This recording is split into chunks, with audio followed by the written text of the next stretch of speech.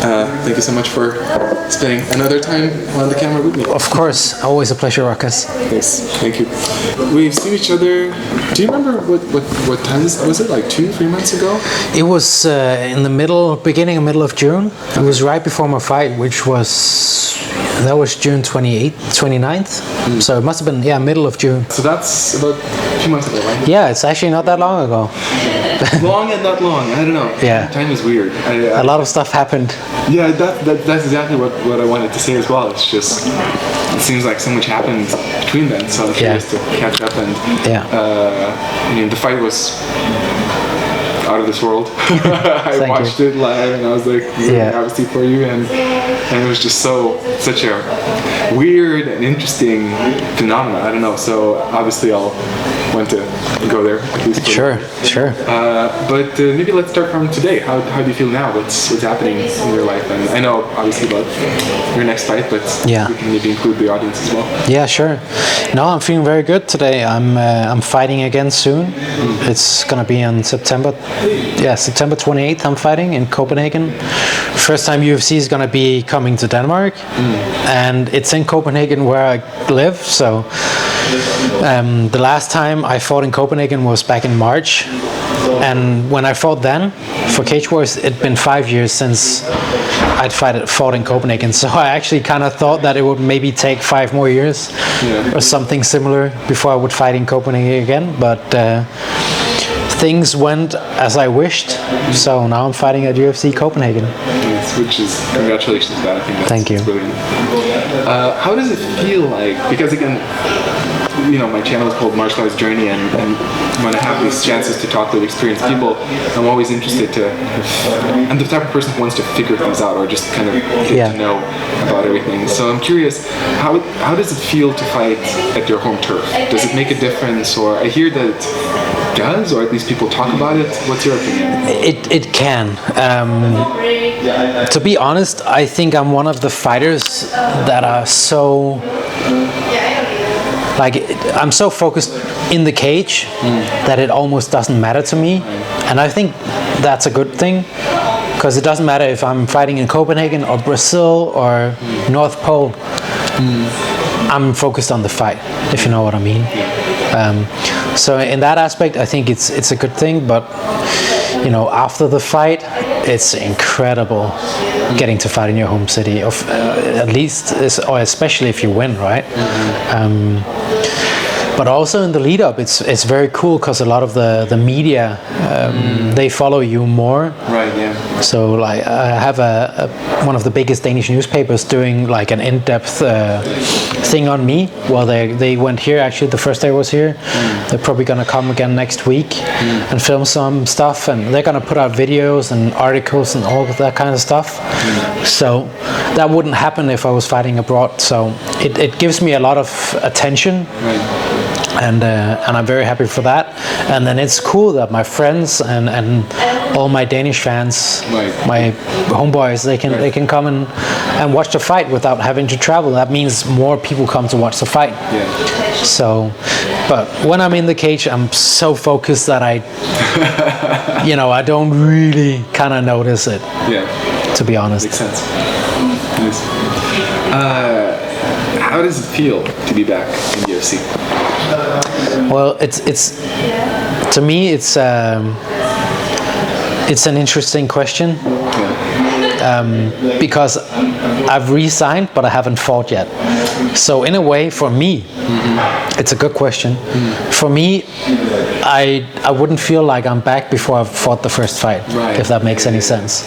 So I signed the contract, but I still haven't proved my worth, if you can say so. Yeah. So I'm very happy about, of course, getting the opportunity to do it again. But ask me after the fight, probably we're gonna catch up again, and then I can tell you how it feels. But for sure, right now I'm super happy and excited about it, and it's incredible to get that opportunity. But it also comes with a lot of pressure. Of course. Because now I have to perform. Now I set myself the goal of getting re-signed to UFC. Now I need to mentally adjust to a new goal of getting into top 10. So It's not like I'm just I signed the contract, leaning back. Oh, this is nice. It's not like that at all. Now it's just there's a new goal with new like pressure with that. Well, I'll be definitely interested to come back to that whole subject of you fighting in the UFC, but to take a few steps back, and obviously I always have to keep myself conscious that nobody ever sees all videos, nobody ever knows everything, so it's always good to include people in the backstory.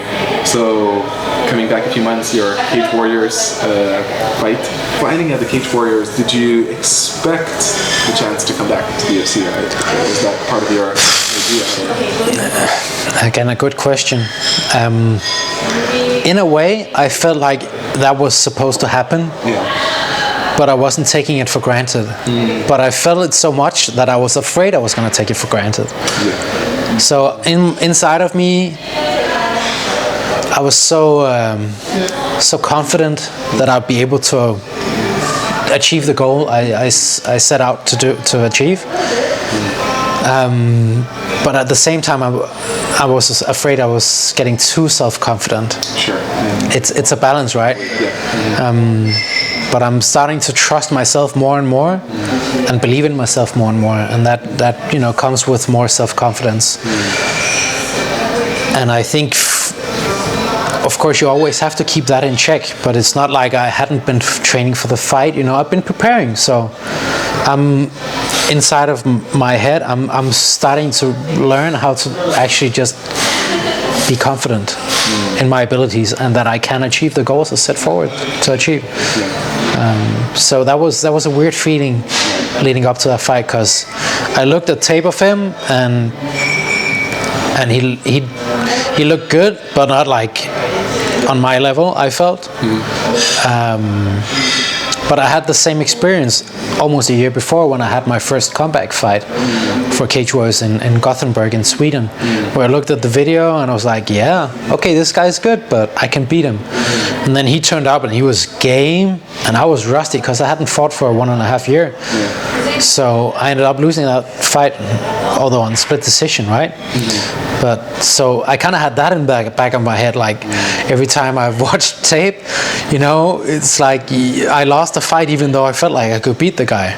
But at that point I wasn't as fluid as I am now. I wasn't in the same. Didn't have the same ability to flow in a fight because I had ring rust. That was a factor. So it's always this constant battle of trusting the feeling I have, but not letting it go too far.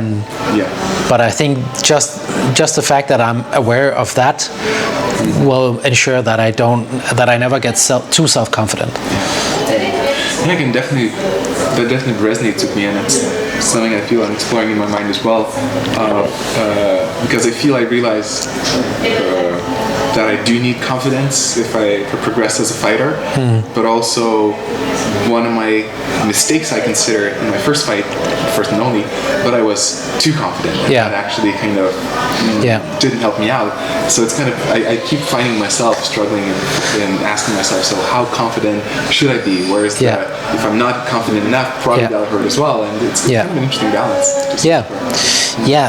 And I guess in fighting, it's always better to be more confident than less confident, because it's a mental game as well. And when you're in the cage, the energy you give off can perhaps affect your opponent. Maybe not, maybe. So if you go in with, that's why I think it's better to have more self-confidence, because then you might affect him and he'll be like, oh shit, and then you can actually, maybe he'll perform worse than if you were super. You kind of draw him in. So I think in general it's better to lean on that side. But of course if you get leaning from very self-confident to arrogant, then you get caught. Taking a look at that epic night, the Cage Warriors title fight, would that be? The name? So obviously a very unique fight. Yeah. How was it? A unique outcome, at least. Exactly. So I'm very interested to ask, how was it to be inside of it? What was going through your mind in the midst of the fight and having all that, obviously, to be there, just blood all over, slippery, and just everything. Can you just speak about it? Yeah, sure. Yeah, well, it was a title fight for the Undisputed Cage Warriors World Title, which meant I was the interim champ, and the guy was fighting. He was the undisputed champ. So we were both champions coming into the fight, and it started out okay, but I don't know, after 2 minutes or so, he got me in the clinch up against the cage, and he opened me up on the side of my head with a really nice elbow. I remember thinking, wow, that was a nice one. But then at the same time, I just saw the blood was just like raining out from my head almost. But it was on the side of my head, on the left side, so I wasn't too scared that they would stop the fight because of blood getting into my eye, because it would like go down this way. But for some reason, I still felt some urgency. Because of that, as you could probably see in the fight, I kind of had to throw my original game plan away, or at least the plan was from the beginning to be aggressive and be in his face to try and break him mentally. I just did that way more, so I just tried to, really go at him. After the cut happened, or? Yeah, exactly. I was like, okay, I don't want this to affect the outcome of the fight. So I really just tried to put a lot of pressure on him. If I remember well, that seems actually where the table started to turn. Like it almost feels, I'm again very new at all of this, but my impression was that until then it was a little bit more back and forth. Yeah. But then after that, when you started putting that pressure, it does seem like it started to break down and you started to get the upper hand. Yeah. Kind of, I think, universally recognized. Yeah. Yeah.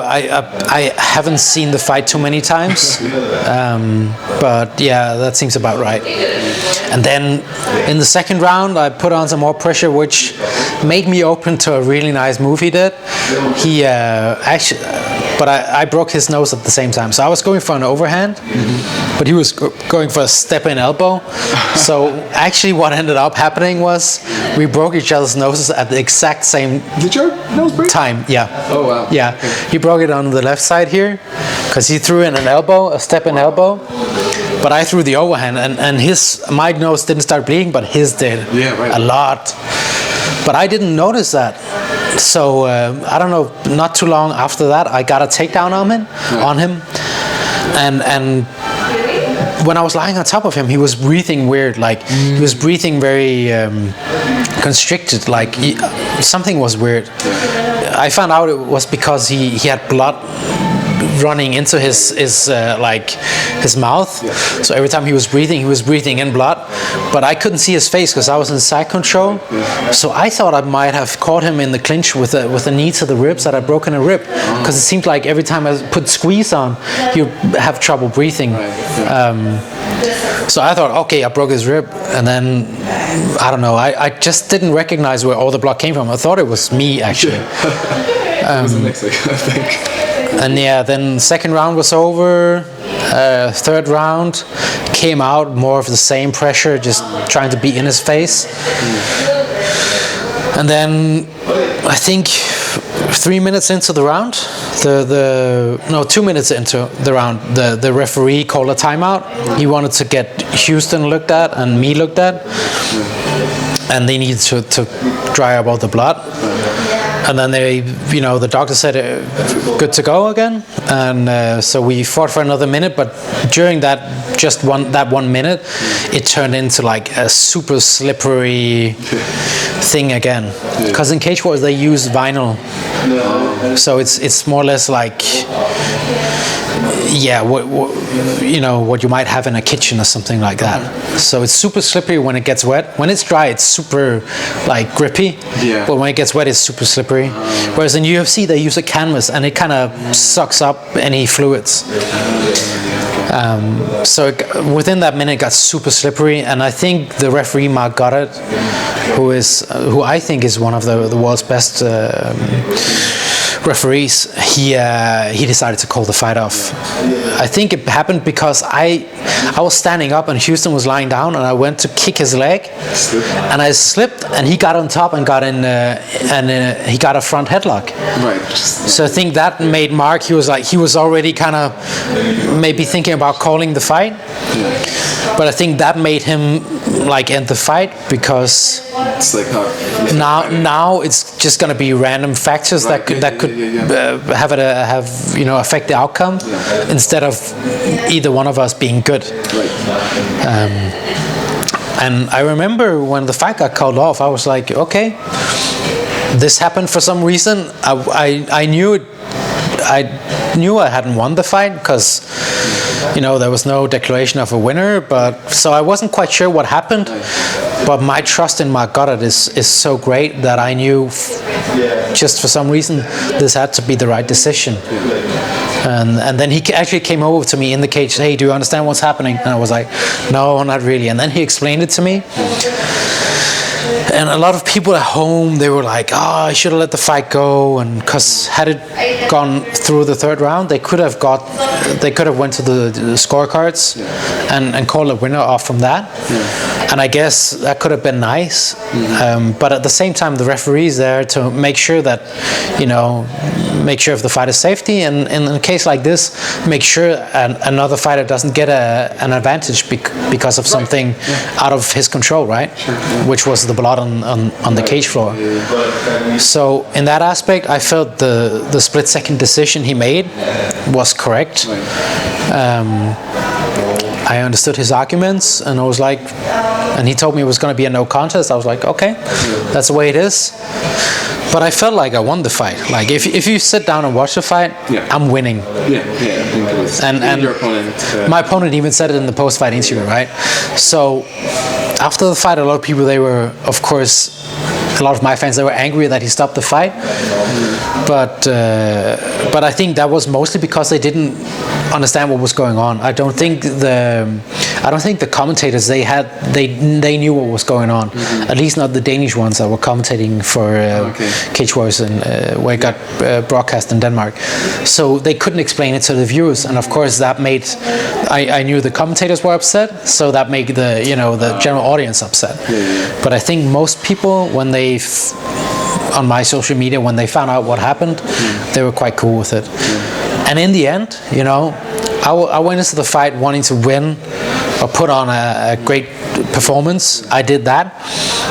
I wanted to win the fight. That didn't happen, but only on paper. I won the fight. And I wanted to get a UFC contract, and that happened as well. And had the fight gone to a decision, it wouldn't have had nearly the same amount of media attention. True. Because there was media all over the world writing about this fight that got stopped because there was too much blood. So in the end, even though I didn't get that W on paper, I feel like it boosted my career, and Houston's to a degree as well. He was one half of one of the most epic Cage Wars fights ever. So in the end, I was happy. That's definitely a very memorable fight for us. So, and I think that might have been part of why I got signed to UFC. It seems like whenever I'm in a fight, it's if I don't win, it's at least spectacular. So. I think it was brilliant. And technical question, actually, before I continue, which is interesting for me. Losing. It seems like it was quite a lot of blood to be lost. Does that affect the fighting performance, you'd say, from your own experience? It was so chaotic in the fight that I didn't feel any performance degradation. But had it gone to the fourth or fifth round, maybe. But I talked to my girlfriend about it. She's a nurse, intensive care nurse, so she knows a lot about this stuff. And she was like, "It looks bad, but the amount of blood you lost," she was like, "it might have been like 400 milliliters." So, more how it looks. of course, once we get closer to maybe 800 or a liter, then you see a drop in performance. But the amount we lost up until that, it wasn't actually too much. It just looks like much because the surface didn't like suck it up like a canvas would. It's just getting splattered all out, right? So we actually didn't lose that much blood. It just looked like it. So continuing on the story, the narrative, I saw the Instagram post on your feed that you got that UFC call. Yeah. How was that? When did you expect it, or did you see it coming, or was it a complete surprise? No, I didn't see it coming. It was a complete surprise. I'd been, right after the fight, I went to my manager and said, you need to help me get re-signed. Yeah. Do what you can. And he, of course, immediately got in contact with UFC, and then over the following weeks, I think it was announced 3 weeks after my fight that I got re-signed.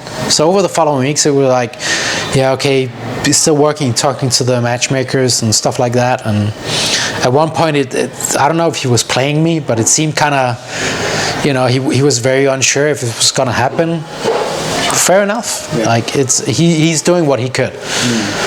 So when he called me up, I was like, okay. So he called me up and he was asking me like,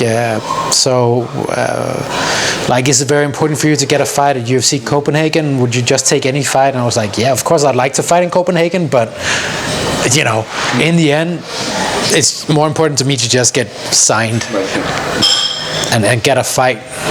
Of course, it would suck to lose out on Copenhagen, but again, if that's out of my hands, that's the way it is.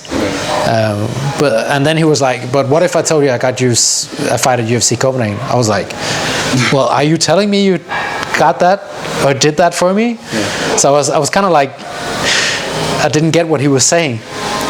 And then he asked me again, what if I did? And I was like, did you? And then he was, yes. And yeah, you can put in the video if you want to. My main goal is just to get back to UFC. So. Get back to UFC. Okay. So, if I told you you were fighting in Copenhagen on September 28, you'd be pretty happy. Are you telling me? Are you telling me? Fuck yes! Sorry, I gotta keep that. Nice. That's fucking awesome. Congratulations, my boy. You're back where you belong. You're back where you fucking belong. That's amazing. Thank you. Huh? Thank you. It is full. It is full, but it's full with you on it. Oh, that's fucking amazing. That's fucking amazing. I appreciate that. We said we were going to do it, right? Absolutely, yeah.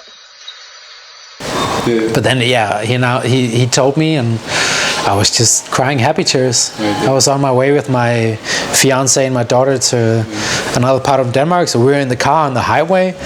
Incredible that you could actually do video calls on the highway in a car. I'm quite happy the connection didn't break up. That would have been anticlimactic with that video, right? Just getting cut off. But yeah, so that was quite emotional because, my girlfriend's been with me through the good times when I just got signed to UFC the last time around, and through the bad times, and now we're here again for the good times. And it's been a tough battle for both of us, individually and as a couple. So it was a very great experience, and very fitting actually that I got the call while I was with them. So nice. Now, you seem to be very open to talk about everything. So, but again, if something is off record, then just tell me. But one thing, just out of chit chats with people, one thing I heard as an opinion that usually it's a very rare thing that somebody gets reassigned to UFC. Yeah. Is that true? Or at least it's more difficult to get re-signed than it is to get signed. Right. So it's not impossible, but it takes maybe even more of an effort to get re-signed. Do you know some stories where it happened yourself? To someone else? Or? I know Robbie Lawler got re-signed to UFC after he was in Strikeforce. I can't remember his story, but yeah, he went through some losses, but then he started turning out wins. I don't know anyone personally that I can think of right now. So it does seem like it's quite a rare event. Yeah, and I guess most of the times when people they get cut from the UFC, that's because they're like on their way out from fighting anyway, and that's why they're performing worse. Right. Okay. Whereas I got cut from the UFC because, yeah, I was losing fights, but it wasn't because I was, getting hit a lot and getting knocked out all the time and stuff like that. That was because my head wasn't in the right place. So I guess that's what makes my story different to a lot of the other guys that get cut from UFC, right? And then I guess a lot of people, they just don't have like the, what can you call it? Capacity in a way, the want to get back. Right. To fight back your way. And it took a while for me. It took a year of me drinking my brains out and eating too many pizzas to kind of recognize that I had to do something to get back to what I wanted to do. Well, congratulations even more then. Thank you. And to round up the story right now, so from what you're saying, I already picked up that you're definitely looking long term, and so this fight is not like, oh, I have my fight back at the UFC, and I'm not here just to get the T-shirt. Right. Yeah. so your vision is to fight through the whole ranks and really do a great job at UFC, right? Yeah, absolutely. And that's why I'm happy about getting this fight. A lot of people, they're like, oh, you're getting a tough opponent. For me, it's just a good thing, because getting a tough opponent with a great name value is gonna be a faster way to top 15, top 10 than if I fought another newly signed fighter. And I do feel this fight is the perfect mix of risk and reward. There's always a risk when you fight, and with this fighter, I feel the tools I have compared to he's a dangerous fighter, of course, and I take that seriously, but I feel like I have the tools that can win me the fight. And I believe in that. And even if I lose a fight, it's not the worst thing in the world, because he's got a big name. He's got a good name, right? So not that I'm, happy with the loss. Of course. But it's always nice getting those fights where people looking from the outside, they'll be, okay, well, he lost to Cowboy, so, on his UFC debut again, right? People would probably look at it that way, right? Right. So, and that's the good fights to get, where if you win, it takes you forward. If you lose, you don't lose too much value, if you can say that. So yeah, my goal is to get into top 10. I basically beat Darren Till when we fought the last time. Yeah. He's been up and been ranked number 4 or 2 even, I guess. And I have a win against Dos Santos, who he just lost recently in China, but until that, he was ranked number 14. So, that proves to me, even when my head wasn't working right, I had the skills to be at a high level. And now that my head is working right, I just then need to, go after it.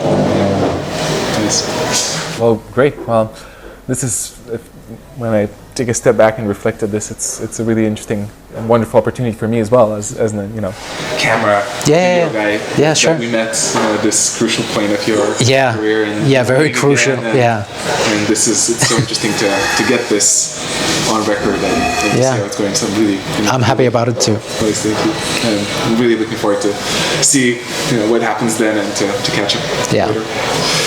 Well, just a quick couple more questions, more technical, aside from just using a chance to learn from your knowledge as a very experienced fighter.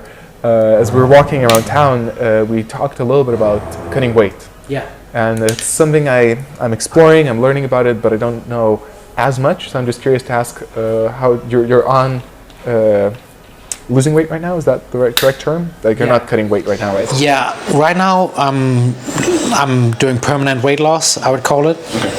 And then the last week before the fight, I'm cutting, which is just temporary. Can you talk a little bit about your experience? How does it feel and how does it work, like in general? Well, in general, if you're losing weight, you just need a calorie deficit. So you just need to eat less calories than you burn. Pretty basic, actually. You could eat 10 Mars bars.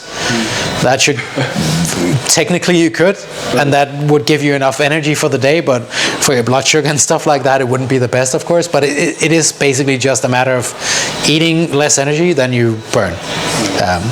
So that's pretty easy when you're losing weight. Once you get into the cutting phase, it gets more specific. So in that phase, I'd be not eating any carbs. So any carbohydrate I wouldn't eat. Carbohydrates, it binds water. So you could basically eat the energy you'd need when you're cutting. When I'm doing that, I'm down to like 1,000, 1,200 calories. I could eat those calories in carbohydrates, but that would bind a lot of water weight on my body. So when I do that, when I'm in the cutting phase, I eat a lot of proteins and a little bit of fat, but mostly proteins. Of course, you can avoid carbohydrates entirely. You get a small amount of that through vegetables and stuff like that. But yeah, mostly I just eat like chicken breasts and vegetables for that cutting phase. So I make sure that my body binds as little fluid or water as possible.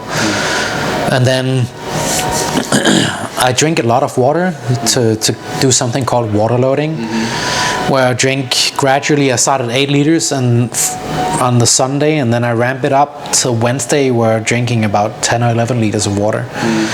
That makes your body excrete a hormone that makes it excrete water as well. So you pee all the time, you sweat super easy because your brain is excreting this hormone that makes your body try and get rid of all this excess water you're drinking. And then when I stop eating and drinking, my body is still in this like excretion state. It wants to get rid of all the water, even because it takes the brain some time to register that I'm not drinking water anymore. So the first like 4 kilos come off easier than if I hadn't been doing water loading. Or maybe it could be 5 kilos, 3 kilos, whatever.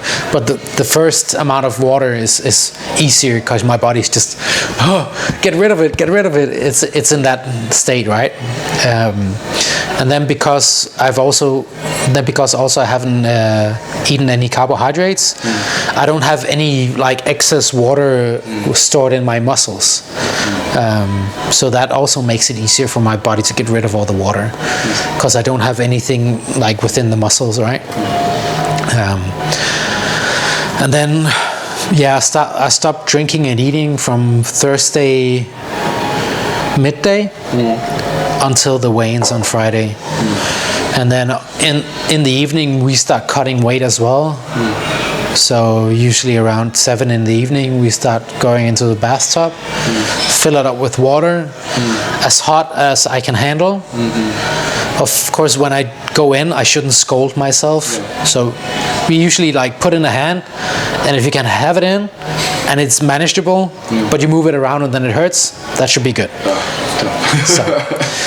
So I go in the bathtub for 20 minutes, put some ice on my head to make sure my head is cool, because you don't want to, what's the English term for it? You don't want to, if you get too hot, what do you call that? You know what I mean, right? Perfectly know what you mean. Yeah. It's not hypothermia, but it's the opposite. So the ice makes sure that my brain stays cool, even though I'm in a warm room and hot water. Heat. Hyperthermia? Yeah, I can't remember. I hope you viewers somebody in the comments will write it. understand what we mean. Heat stroke. Isn't that what it's called? Yeah, absolutely. Yeah. Something like that? That makes sense. Yeah. So we put some ice on the head to make sure that doesn't happen, because there's a real chance of that happening when you're getting dehydrated and you're in a warm environment. So 20 minutes in the bathtub, go straight, still in the bathroom. I get on a sweatsuit. I get packed up in like pillows and blankets and towels. Stay there for 20 minutes to kind of get that after sweat. Keep that going.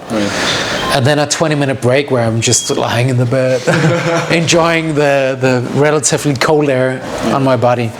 Then we check the weight, and usually in like an hour session of that, I lose somewhere between 2 and 2.5 kilos. And then we just do that the amount of times we need to get down in weight. So I could probably stay in the bathtub longer, but then that would push my body perhaps too much. So we try and keep it at 20 minutes to make sure that we don't go over the limit, right? So we can sometimes we do go 30 minutes if we're really close, instead of having to do 2 sessions. If we're close to the weight, then we just do 1 session that's a bit longer, but more than like 30 minutes, that's where you get into an amount of time in the bathtub where it's not good for your body. So that's the way we do it. Yeah, so after the weigh-ins, it's quite specific as well. I start eating like super simple carbohydrates. The first thing I usually get stuck in my hand is like a sandwich on white bread, either just honey or jam. Just that, white bread and honey, and maybe a banana. But we try and avoid fruits too much in the beginning. So just rice could work good as well. Just plain white rice, easy carbohydrates. So, and I just eat that for like the first 4 hours. Just, honey sandwiches. And then I drink, because you can drink a lot of water, but if you drink it too fast, it doesn't get absorbed into the cells in your body. Then it just gets stored in like the skin. So I have to make sure that I only drink a maximum of just around 1 liter per hour. So I usually set a timer for 30 minutes on my watch, and then I just have like a half a liter of water in my thing, so my water bottle, so I don't drink too much too fast. And then I do that for actually until the next day when I'm fighting, because I don't want to have the water weight stored in a place in my body where I can't use it. We need it to get out of my muscles, out of my cells, where it can be used for the day after. And then then I slowly start from. I still actually just eat basic carbs until the fight. So white bread, rice.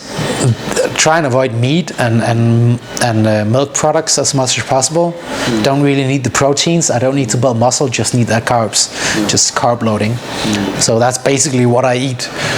Fruits, stuff like that, all up until the fight. How is it with performance, or just how do you feel during that period?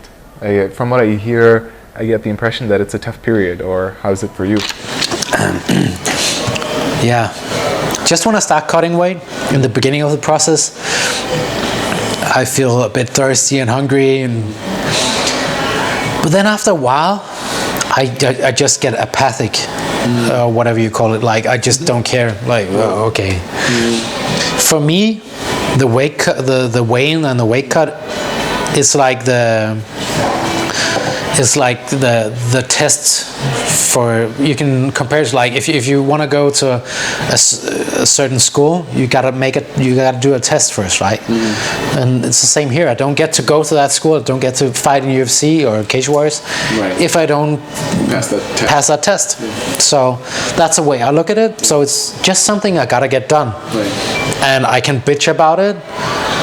I don't feel the need for that. I just, let's do it and have the best time we can. Of course, I'm not like sitting in the bathtub singing and stuff like that, especially towards the end, where I'm pretty, I get affected by it. You just feel completely drained from energy, and you might have a slight headache, and like just standing up from a bed or a couch feels like an obstacle you have to overcome. But then immediately after I get some energy and water in my system again after the weigh-ins, it starts getting better. Then at the night, I usually go for a short training session, and I feel good by then. Not perfect. Okay, so it's not like 100%. No, on that. Usually during the training session at night, I feel like 85% perhaps. I feel really good. Yeah. But again, that's if you do it the right way. A lot of people, they do it the wrong way, and that you know, then it takes longer for them to feel back to 100%. Or they might not even feel like they're back to 100% before the fight. And last question about the whole process. Hours before the fight, let's say 6 hours or so, what's the focus then in terms of nutrition, and do you cut any food to make sure that your stomach is completely empty by the fight, or how's that? No, I basically just, again, eat as much as I feel like. Again, we try and stay to like easy carbs. So no complex carbohydrates. You know, we still just want to keep energy in the body, but I basically just eat what I feel like. Usually I actually have not a hard time, but I feel like eating less than I should. So, but yeah, just again, white bread sandwiches with jam or honey, bananas, melon, fruit, stuff like that. Rice, very good. But it's not like you're strictly not allowed to eat that and that many hours before the fight or something like that? No, I try and have the last big meal 3 hours before the fight or more. But after 3 hours before the fight, it's just going to be snacks. Okay, but still a snack before. Yeah. Okay. Yeah. What's the snack like? You get bananas? Yeah, bananas. Okay. Bananas for bananas. It's just an easy snack. Maybe drink some Coke, you know, sugar in a can. It's perfect. Goes straight into the muscles. And that's interesting because that's... I won't go too deep into this, but that's one of the surprises. Recently, just in general, I was exploring the subject, which I feel I'm pretty much rounded up, but I was surprised that, like, even, you know, the Coke bottle here. This is sugar-free though. But had this been right after training, I could be drinking a sugar Coke. But that's what I was surprised because it helps your recovery if you get carbohydrates into your body right after the training session. That makes you recover faster. Of course, you should still keep if you're losing weight, you should still keep your like daily calorie number in check. But if it's right after training, it's good for your body to get some bananas. Fluid like carbs are easy, it goes into your system right away. Yeah, that's what I heard, and for me that was surprising and interesting. One of the actually fighters I spoke to, he mentioned to me, which is new for me to hear, that the diet that professional fighters have, it's not necessarily like a healthy diet. It's more about the logic behind it, and then a Coke can actually work, although it's not like, you know, a health nut wouldn't do that, but it makes sense for an MMA fighter. And again, you know, it's not that a Coke with sugar in it is bad in of itself. It's if you drink 10 a day, then it's bad. It seems like there's been this wave of carbs is bad, you know, and it isn't. But of course, you should keep the amount in check. So this, like, if you just had a hard training session, of course you want your body to recover as fast as possible. Get in some carbs. It's not bad as long as you don't overeat. You know, as I said before, you could eat 10 Mars bars as long as you stay within your energy intake. It'll be fine. It's not the best. You probably wouldn't feel full off of that, and you miss out on a lot of vitamins and stuff like that. But energy-wise, it wouldn't be the worst. But of course, better to eat healthy food.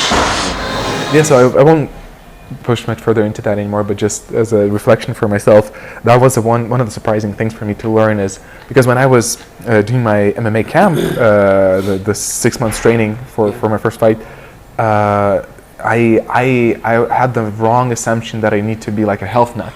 I need, you know, just healthy foods and just be like a regular healthy guy based on a diet.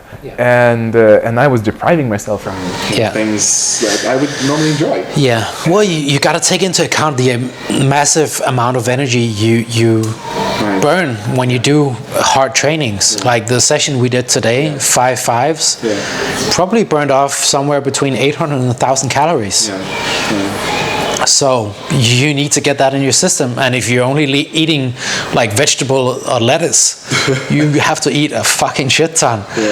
So that's why, you know, it wouldn't be the worst thing if you ate a pizza once in a while, if you use that much energy.